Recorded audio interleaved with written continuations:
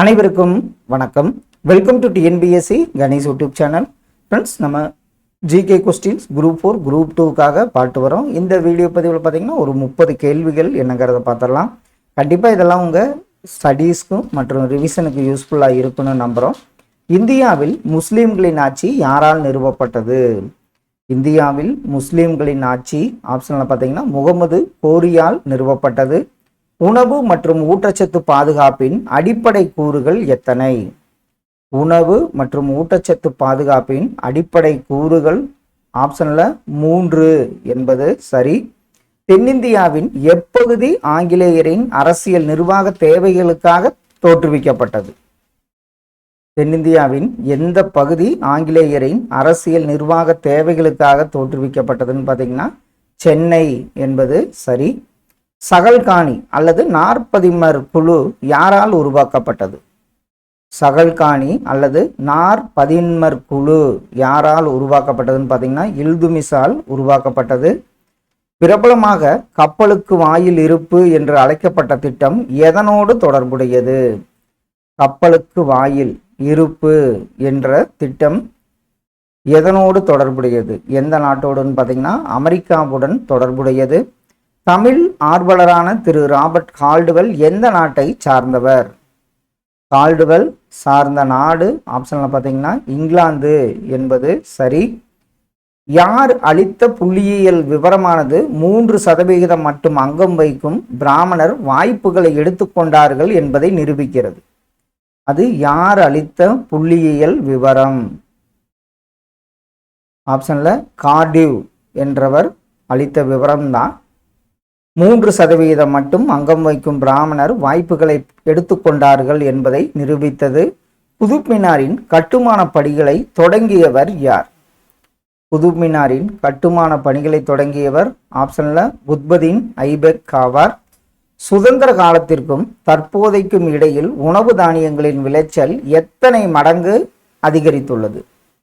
சுதந்திர காலத்திற்கும் தற்போதைக்கும் இடையில் உணவு தானியங்களின் விளைச்சல் பார்த்தீங்கன்னா 4 மடங்கு அதிகரித்துள்ளது. எந்த ஆண்டு நடைபெற்ற தேர்தலில் வெற்றி பெற்று சென்னை மாகாணத்திற்கு சுப்புராயலு முதலமைச்சரானார்?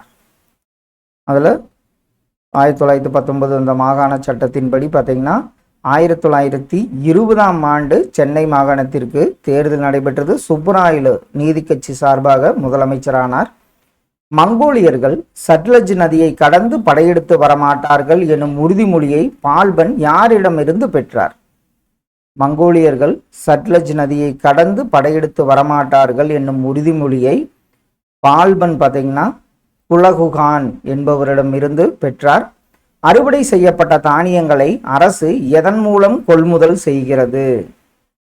அறுவடை செய்யப்பட்ட தானியங்களை அரசு பார்த்தீங்கன்னா இந்திய உணவுக் கழகம் மூலம் கொள்முதல் செய்கிறது. 15 ஆண்டுகளில் 23 முறை சிறை சென்றவர் யார்? அதனால இவருக்கு சிறை பறவைன்னே பெயர் இருக்கு. அவர் யாருன்னு பார்த்தீங்கன்னா பெரியார் ஆவார். தேவகிரி யாதவ அரசர் ராமச்சந்திரனை தோற்கடித்த டெல்லி சுல்தான் யார்? தேவகிரி யாதவ அரசர் ராமச்சந்திரனை தோற்கடித்த டெல்லி சுல்தான் அலாவுதீன் கில்ஜி என்பது சரியான விடை. அறுவடை காலங்களில் எந்த ஒரு விலை வீழ்ச்சிக்கும் எதிராக விவசாயிகள் எதன் மூலம் பாதுகாக்கப்படுகிறார்கள்? அறுவடை காலங்களில் எந்த ஒரு விலை வீழ்ச்சிக்கும் எதிராக விவசாயிகள் எதன் மூலம் பாதுகாக்கப்படுகிறார்கள் பார்த்தீங்கன்னா குறைந்தபட்ச ஆதரவு விலை. பெரியார் எந்த ஆண்டு நீதி கட்சியின் தலைவராக தேர்ந்தெடுக்கப்பட்டார்? பெரியார் பார்த்தீங்கன்னா 1938ஆம் ஆண்டு நீதி கட்சியின் தலைவராக தேர்ந்தெடுக்கப்பட்டார். முகமது பின் துக்ளக்குடன் டெல்லி திரும்பிய மொரோக்கோ நாட்டு பயணி யார்? முகமது பின் துக்ளக்குடன் டெல்லி திரும்பிய மொரோக்கோ நாட்டு பயணி இபன் பதூதா என்பது சரியான விடை. தேசிய உணவு பாதுகாப்பு சட்டம் இந்திய நாடாளுமன்றத்தால் எந்த ஆண்டு நிறைவேற்றப்பட்டது? தேசிய உணவு பாதுகாப்பு சட்டம் இந்திய நாடாளுமன்றத்தால் எந்த ஆண்டு நிறைவேற்றப்பட்டது? 2013ஆம் ஆண்டு.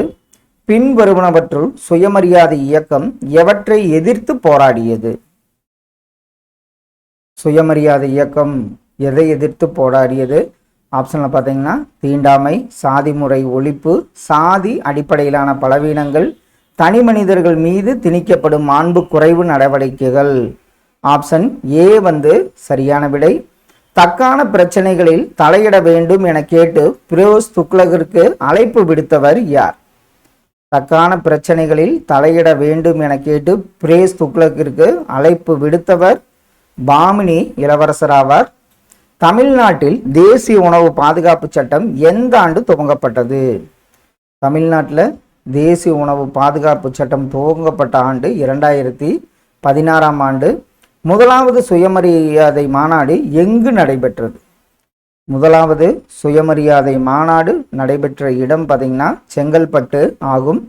பிரோசா துக்ளக்கு எதிராக கிளர்ச்சி செய்தவர் யார்? பிரோசா துக்ளக்கு எதிராக கிளர்ச்சி செய்தவர் ஆப்ஷனில் முகமது கான் என்பது சரியான விடை. இந்தியாவில் எத்தனை அடுக்கு அமைப்புகளில் நுகர்வோர் கூட்டுறவு சங்கங்கள் அமைக்கப்பட்டுள்ளன? இந்தியாவில் எத்தனை அடுக்கு அமைப்புகள்னு பார்த்தீங்கன்னா 3 அடுக்கு அமைப்புகளில். சையது வம்சத்தின் கடைசி அரசர் யார்? சையது வம்சத்தின் கடைசி அரசர் ஆப்ஷனில் அலாவுதீன் ஆலம் ஷா என்பது சரியான விடை. எந்த ஒரு அட்டைதாரரும் எத்தனை கிலோமீட்டருக்கு மேல் நடந்து செல்லாத வகையில் புதிய நியாய விலை கடைகளை திறக்க உத்தேசிக்கப்பட்டுள்ளது? அதாவது குடும்ப அட்டை வச்சிருக்கவங்க எத்தனை கிலோமீட்டருக்கு மேல் நடந்து செல்லாத வகையில் புதிய நியாய விலை கடைகளை திறக்க உத்தேசிக்கப்பட்டுள்ளதுன்னா 1.5 அதாவது 1.5 கிலோமீட்டர். பொதுவுடைமை கட்சி எந்த ஆண்டு உருவாக்கப்பட்டது? பொதுவுடைமை கட்சி உருவாக்கப்பட்ட ஆண்டு ஆப்ஷனில் 1925ஆம் ஆண்டாகும். 1489இல் பஹலூல் லோடியை தொடர்ந்து சுல்தானாக ஆட்சி பொறுப்பேற்றவர் யார்? பஹலூல் லோடியை தொடர்ந்து சுல்தானாக ஆட்சி பொறுப்பேற்றவர் சிக்கந்தர் லோடி ஆவார். வாங்கும் சக்தியை கண்காணிப்பதற்கான ஒரு முறை எது? வாங்கும் சக்தியை கண்காணிப்பதற்கான ஒரு முறை எதுன்னு பார்த்தீங்கன்னா நுகர்வோர் விலை குறியீட்டெண் ஆகும். எந்த அரசு அமைப்பு உறுப்பின்படி இந்தி மொழி இந்திய நாட்டின் அலுவலக மொழியாக ஆக்கப்பட்டது?